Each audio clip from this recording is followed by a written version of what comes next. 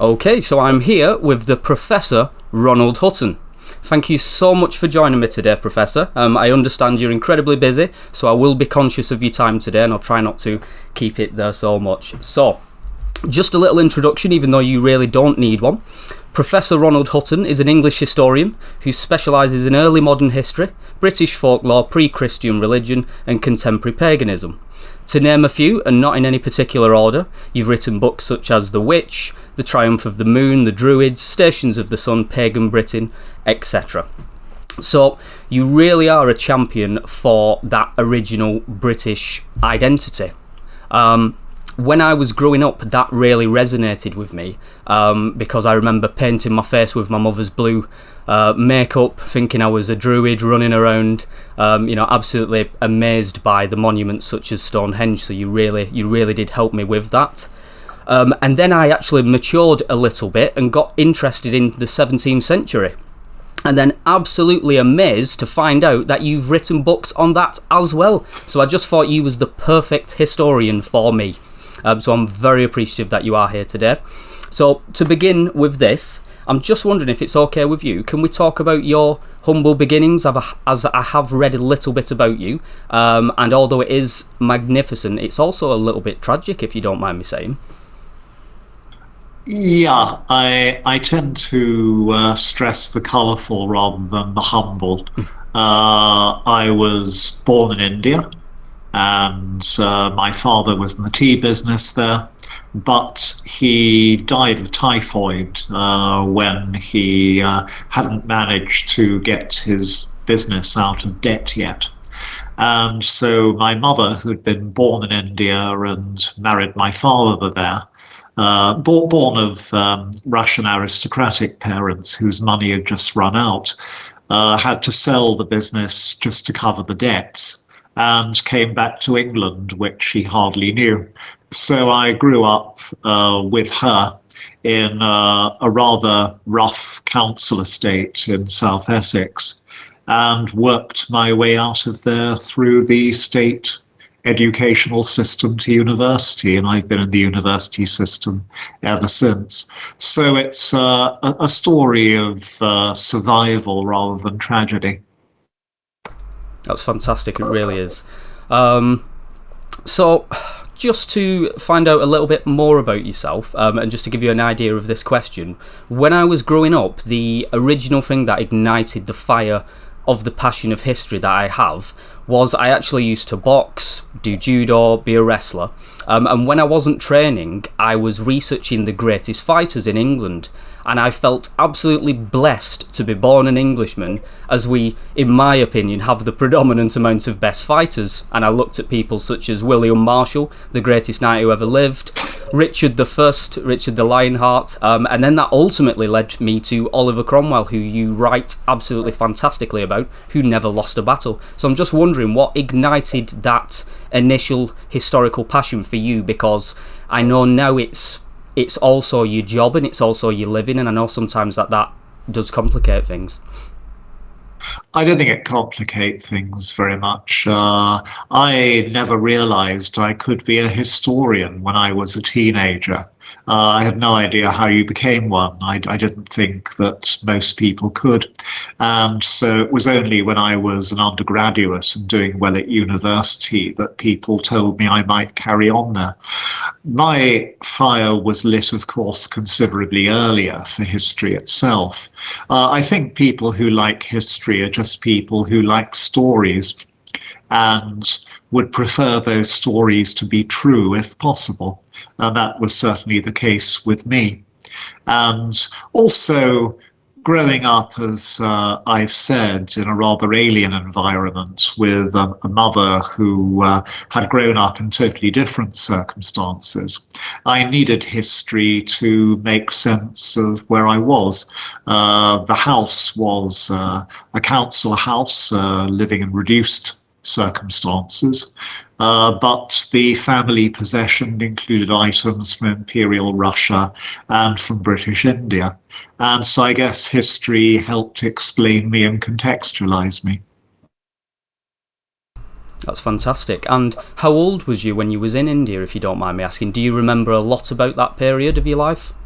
No, I was only a few years old, so I remember the climate and the food, and my mother being beautifully dressed and gorgeous looking.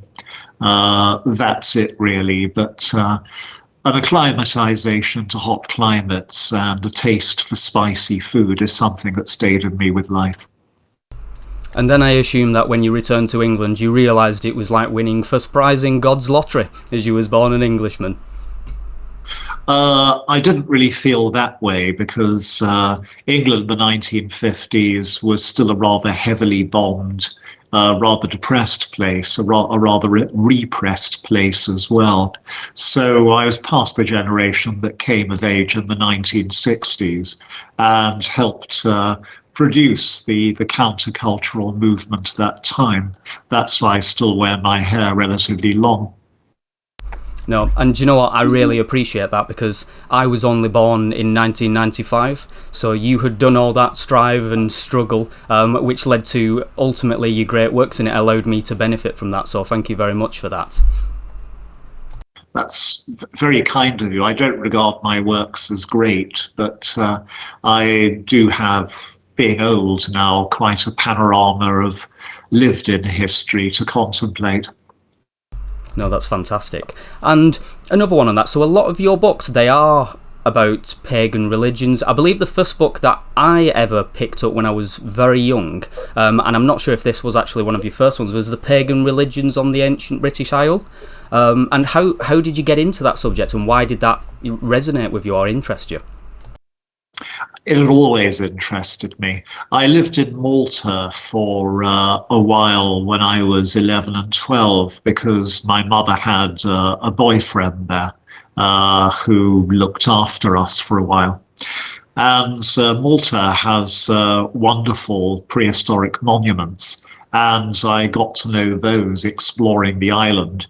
And so when we returned to England, when I was 12, I immediately transferred that interest to Britain and began systematically exploring its own prehistoric monuments.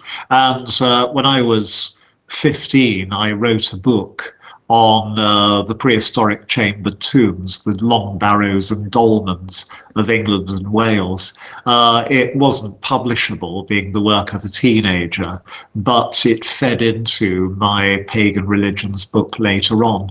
I just realized when I was halfway through my 30s that I didn't just have to write about the 16th, 17th centuries. So I tried that book as a one-off, and it was such a success that I had a byline in that ever since. That's fantastic. So, moving on now to your latest book, which was The Making of Oliver Cromwell. I'm just holding it up to the screen here. An absolutely fantastic book. I have regrettably not finished it yet. But I will do. I am sorry, Professor. I suppose my only regret, even though I love history and have that passion, is not becoming one of your students. But if I can have this conversation with you here today and look into a little bit of your life, then I suppose I can die happy. So, you keep me blushing.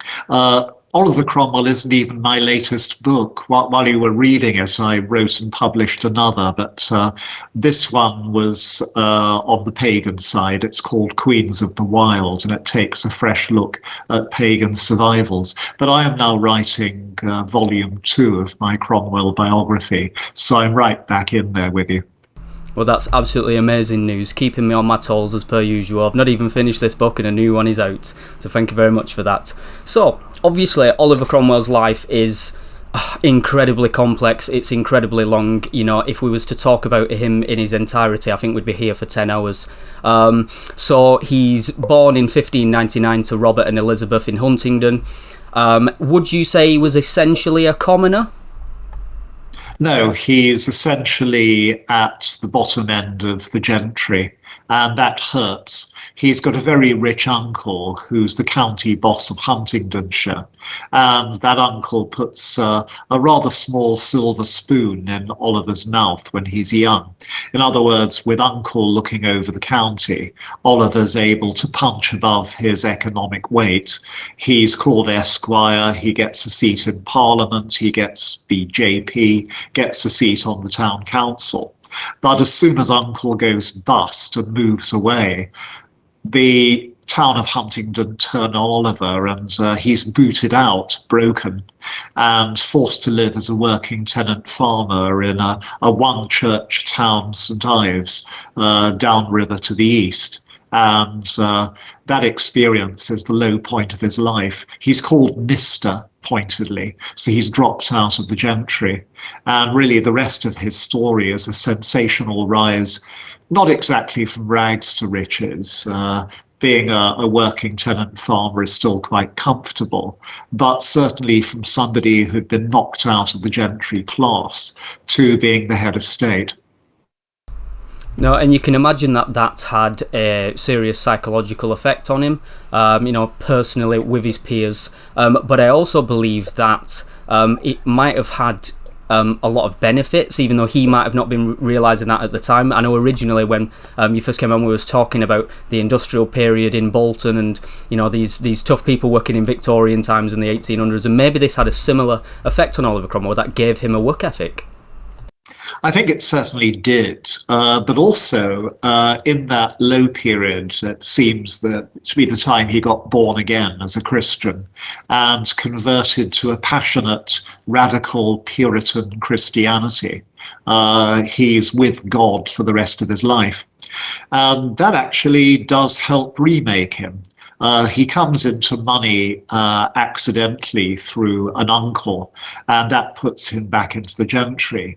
But his eloquence and fervour as part of the local Puritan network gets him linked into a whole bunch of new friends and gets him elected to Parliament again just in time for the Long Parliament, and plugs him into a powerful network there that becomes the driving force in the Parliament and is the beginning of carrying him to power. No, fantastic. And then my favourite subject of Oliver Cromwell's life, my favourite period, and then he becomes an amazing cavalry leader and has the absolute love and devotion of his men. Yes, Cromwell's a great leader. He leads from the front, literally. He's hyper energetic. He's physically amazingly tough. He's extremely intelligent. He's a great man manager. He's very eloquent. He's a great speech maker all his life. And you put that bundle together and you have charismatic, inspirational leadership. And as a result, people follow him. He also builds up a particular client base among a particular group of men, and they are fellow radical Puritans to whom he gives a welcome in his regiment, which is usually denied to them elsewhere because their degree of extreme radical Protestantism is generally disapproved of by the more conservative 95% of the population. Yes, and moving on a little bit further into his life, so he becomes the Lord Protector, and he is essentially offered the crown of England. And why do you think he turned that down? Was that his Machiavellian brain working, realising that I've just chopped off the head of Charles II, I don't potentially want to be the king because I could follow in his footsteps? What do you think was his thought process? Or was he really true, was he really genuine, and believed that, England didn't need a king, it needed a protector? I think he was being Machiavellian, but not quite in the way that you suggested. I think he was quite happy to take the crown initially as part of the package which would persuade his current parliament to work with him in his government, because the great problem of the English Republic was that the army, Cromwell's army, which had created the Republic, couldn't find an elected parliament that would recognise it and work with it. Everybody else wanted a more conservative settlement. And when one of his parliaments, instead of simply folding arms and refusing to work with him, actually said, we'll work with you if, and then offered him a slightly more conservative deal, Oliver was inclined to take it, but he found the lot of his army still wasn't. And realizing he couldn't take his army with him, and that was the basis of his power, he ended up having to reject the crown. But he tried a compromise whereby he rejected the bits that the army disliked most, but accepted those which it might actually wear. Like he didn't become a king, but he accepted a royal robe, a royal scepter, the title of Your Highness, and the right to create knights and hereditary peers. He didn't bring back the House of Lords, the old House of Lords, but he brought back a new House of Lords with lots of supporters of the regime in it. And finally, he didn't tighten up the Church of England to make it more uniform and less tolerant. He said he would do and then never did. Unfortunately, his compromise was unacceptable to both the Parliament and the army, and the result was a paralysis of government, in the midst of which he died. Yes, and also after reading a lot of Cromwell's own words, he seems to be a very clever gentleman who left his decisions, down to the last minute and was very calculated and tried to not rush into things. But at the same time, I do love him as a character. As you've mentioned in your book, he's hell-bent on protecting the nation's civil and religious liberties. Now, he's not perfect, because I suppose I would disagree with him on the point where he only wanted landowners, the ability to vote, and I, as a working-class gentleman, do not agree with that. So he isn't a perfect guy, but I think that when it comes to a statesman, he's one of the best. And would you agree with that? Yes, I would. I am a bit worried by his ruthlessness, his bloodthirstiness, and his deviousness. But he sincerely did want the best for his country. He wanted its traditional liberties to be preserved, the freedoms that English people had already got, which were pretty good compared with those in most other bits of the world, including continental Europe. And especially he wanted religious liberty, though admittedly only for radical Protestants.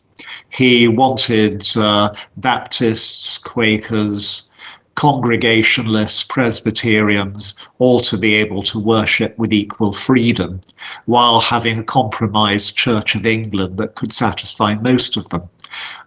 Problems were, A, that he couldn't actually get a compromise between them. They couldn't agree.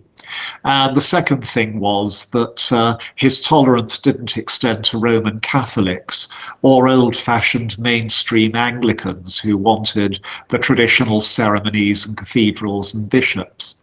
So between those two, it actually excluded most of the population. But at least it allowed a very rich, dynamic and diverse religious culture, which we've had ever since. I really love your critical and neutral stance on these subjects. You are a true intellectual, sir. But at the same time, this 17th century period, it was absolutely revolutionary. And going from, the feeling of the time, it's like how we had people like John Lilburne, Freeborn John, coining the term freeborn rights, defining them as rights of which every human being was born. This is absolutely revolutionary, for this period of time. And I believe Oliver Cromwell was like the original liberal. He was like a social justice warrior, in my opinion, but for the 17th century. He was a liberal but not a socialist. And he was one of those who crushed John Lilburne and the true radicals whom you've named. He described them as a body of men that must be broken, having realized that they were no longer useful to him as allies and were turning against him for having established an authoritarian regime.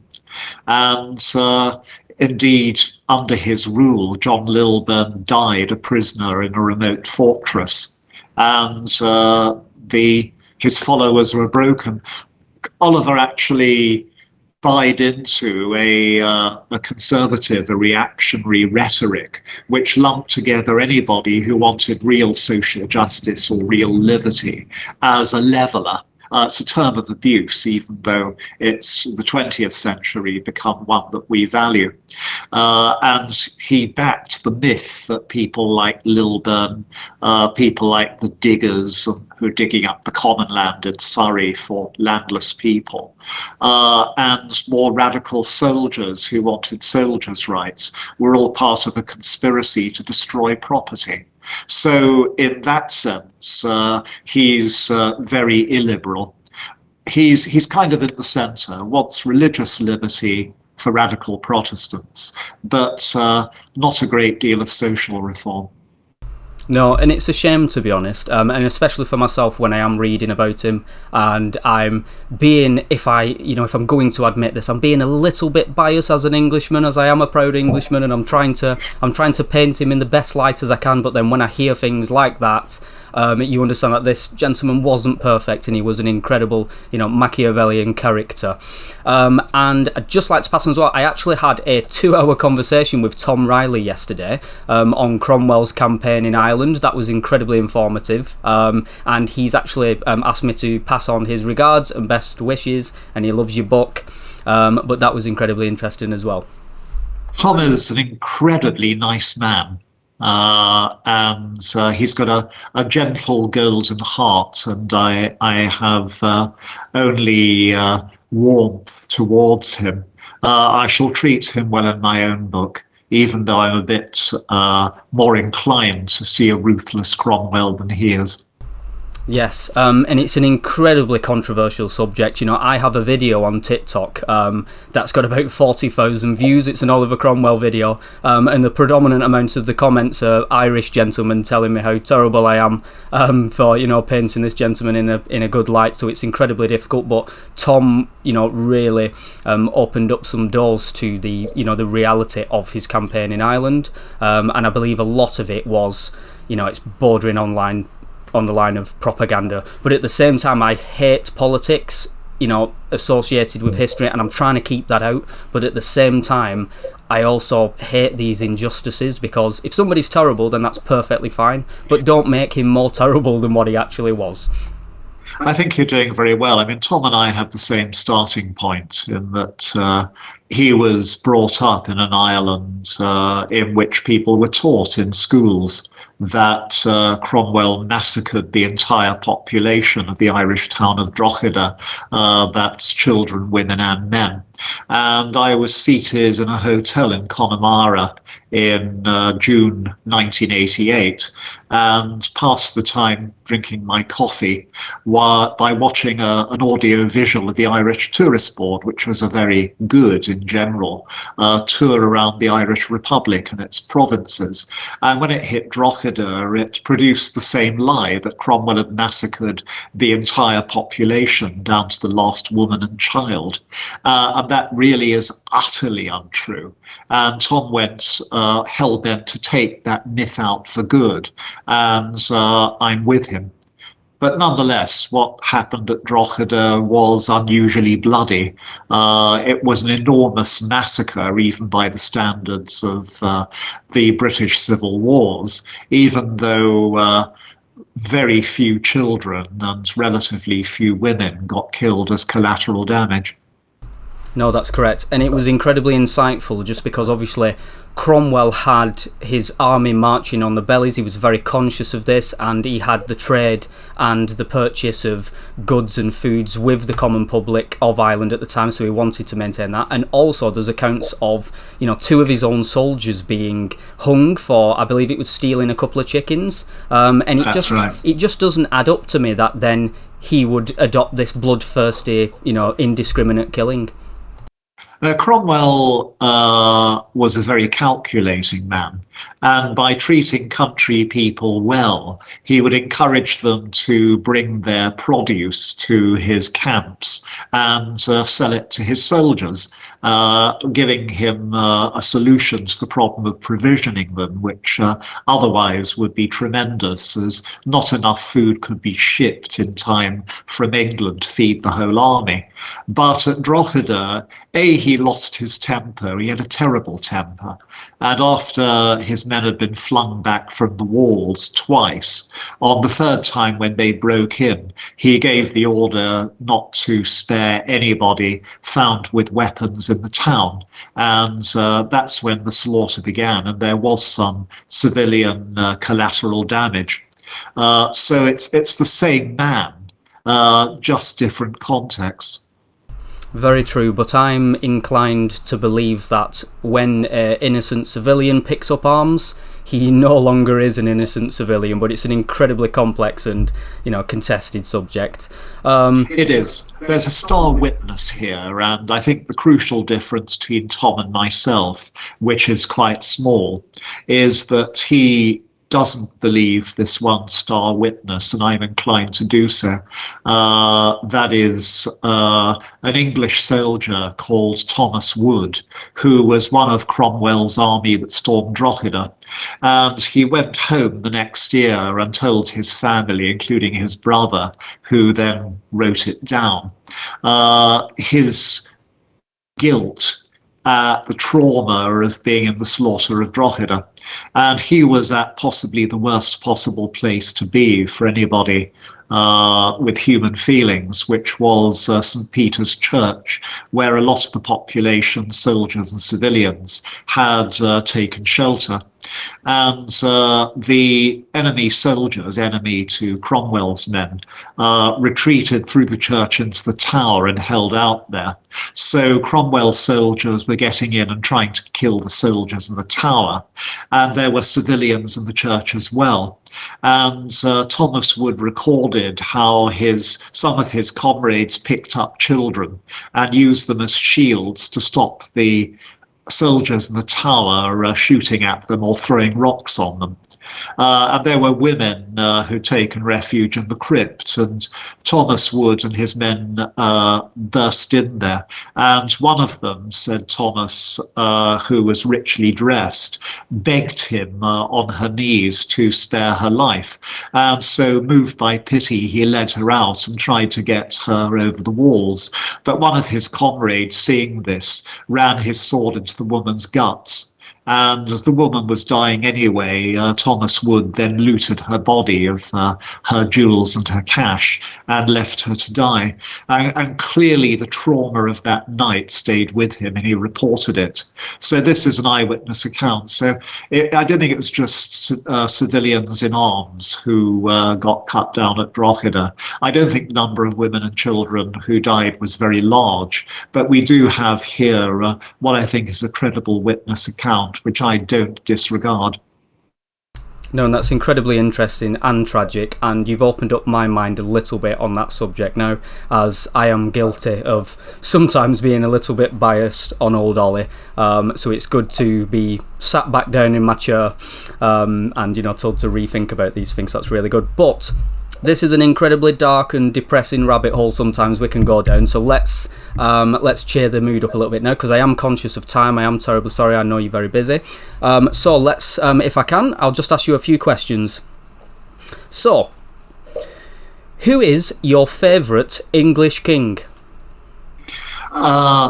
Perversely, I'm especially fond of George IV. In many ways, he was a terrible king. He was a terrible Prince of Wales.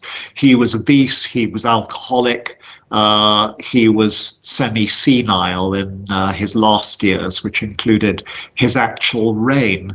But he shows an open-mindedness that is actually very rare in royalty. He knighted Sir Walter Scott because he liked his novels. He knighted Sir Humphrey Davy for inventing the safety lamp to save miners. He built Brighton Pavilion, which was one of the most uniquely original and creative designs for a Royal English palace ever known.